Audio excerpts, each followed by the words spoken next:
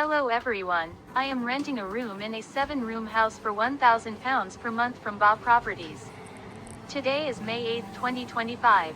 I started renting on November 1, 2024. A month later, when other tenants moved and I had a sewage problem in the shower room, I reported it to the tenant and he promised to fix the problem as soon as possible. I waited 5 months for the problem to be fixed.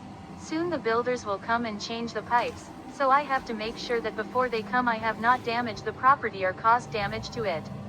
I am still hoping to get my deposit back, and I need to make sure the landlord returns it to me at the end of the tenancy, as the deposit is £1,000 and I don't want to lose it.